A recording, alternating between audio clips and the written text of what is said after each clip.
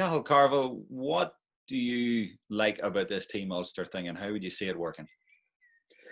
Well, I suppose taking a step back from Team Ulster, what I am very passionate about, and I've written about it in a number of my columns in the Gaelic Life to date. I feel I'm a very passionate hurling man. I'm a very passionate GAA man, but I think gone are the days when hurling in Ulster, in terms of the administration, is a tick box exercise. We really need to sit down and look at it in terms of how we are promoting the game here and how we are making, or we intend to make, the game on par with the football. There are pockets of this province where hurling is the be all and end all. Look at the Dunloys, look at the Ballygalgets, look at the Lisbolaws, look at the Middlehounds, the Cadies of this world, Slaughtneil, naming but a few. And, there's a lot of very, very passionate hurling men out there. And we've gone through many years doing the same thing over and over again. And what's the definition of madness? Doing the same thing over and over again, expecting the same result. And Team Ulster, to me, it's something that, as a relatively recently retired inter-county hurler, it would get me excited. It would get me interested in maybe coming back. And there's reasons why I stepped away from Armagh, and being part of a Team Ulster would be something that certainly I would be interested in. It also promotes the game. You think about all those young guys on the streets of Middlehound or the streets of Ballygalget playing hurling, and if they were to go and see a Team Ulster against some of the big teams, maybe not automatically the Kilkennys or the Corks of this world, but even the Carlows, and if it is to be with Antrim or not Antrim, it would certainly excite people. And I think there is a talent there in Ulster to definitely challenge against the big teams. It's been shown when club teams, Lough Eagle, ourselves in Middlehound, Slaughtneil go down and play the club teams. We can put it up to the best of them. And also there's the interest there. Earlier on this year, when you saw Slaughtneil play Ballyhale in Newry, the place was packed to their rafters. It was a game I was at, and the atmosphere was electric. So Team Ulster, yes, let's get it and let's do this. And why not? There's no reason why we shouldn't be doing this and trying to promote the game further. Would Team Ulster have to have Antrim on board to be any level of success?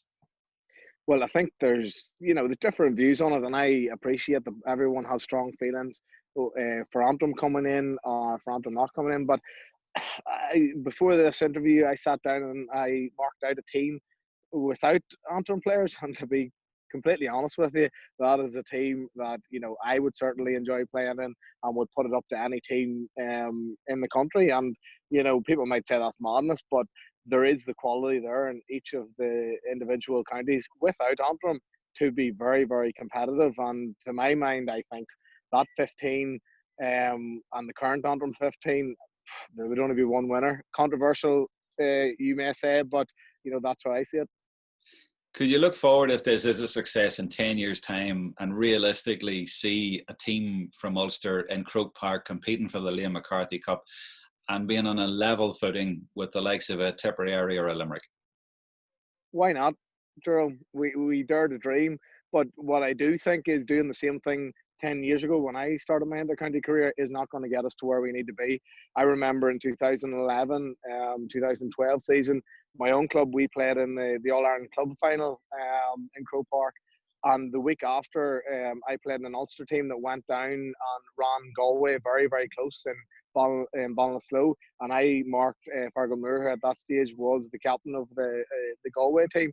And we should have probably won that day. And if you're telling me that a select Ulster team, with or without Antrim, couldn't compete in this day and age, I just don't buy it. And I think, why not? We need to try something different. We need to really put the emphasis on promoting the game here. The GAA has shown leadership throughout this whole pandemic crisis, throughout the years in this part of the world.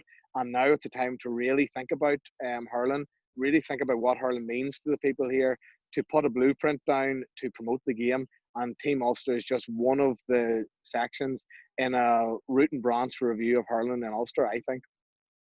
This is far too revolutionary for a lot of people, and there'll be a lot of administrators and counties are saying, well, what's going to happen to our county team? I mean, can the county team survive alongside Team Ulster?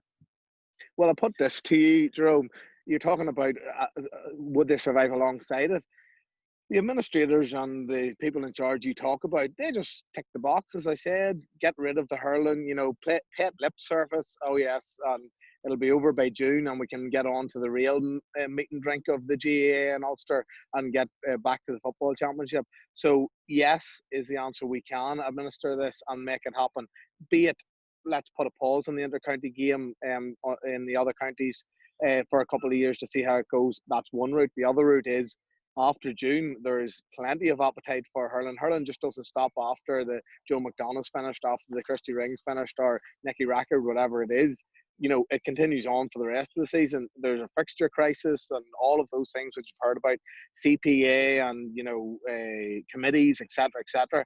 Why not sit down as part of this root and branch and say, right, these fixtures are going to be done away with. We're going to bring in a Team Ulster and this is how it's going to play out. But what I'm not saying is that it should be done to the detriment of hurling in this province. It should be done to enhance hurling in this province. There's a way to do it. It needs a bit of, out of the box thinking, but why not?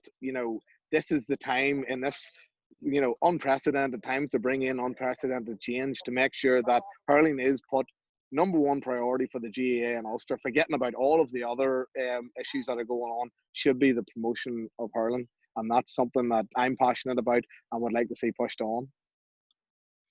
So could this get you out of retirement?